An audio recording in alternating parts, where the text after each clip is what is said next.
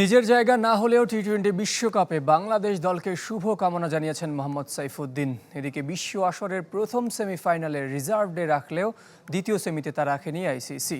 শেষ চারে উঠলে গায়ানায় যে ম্যাচে খেলতে চায় ভারত। এই ছবিতে থাকতে পারতেন মোহাম্মদ সাইফুদ্দিনও, হতে পারতেন টি-20 বিশ্বকাপে বাংলাদেশের 15 স্বপ্ন সারথীর একজন। কিন্তু হয়নি।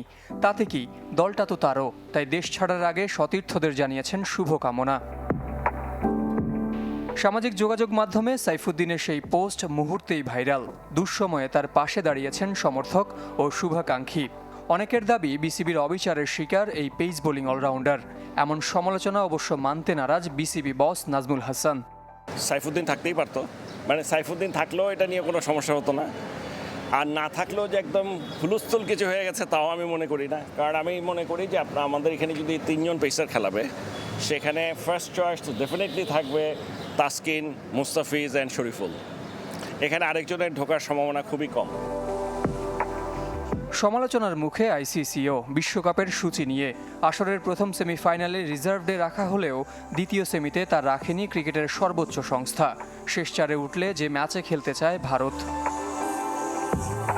26 জুন ত্রিনিদাদে হবে এবারের টি-20 বিশ্বকাপের প্রথম সেমিফাইনাল। পরদিন গায়ানায় দ্বিতীয়টি।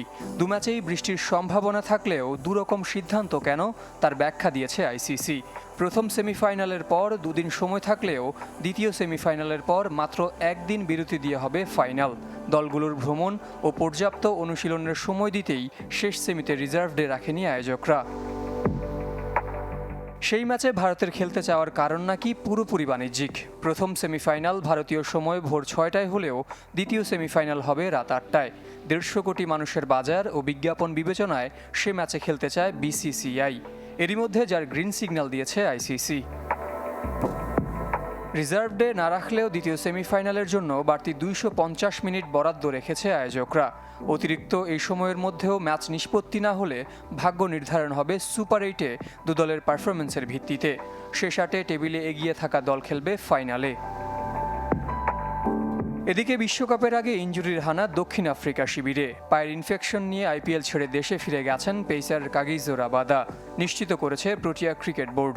এরই মধ্যে দলের মেডিকেল টিমের তত্ত্বাবধানে শুরু করেছেন চিকিৎসা। আসর শুরুর আগেই এই স্পিড স্টার সেরে উঠবে বলে আশাবাদী দক্ষিণ আফ্রিকা। জহির সাগর, চ্যানেল 24।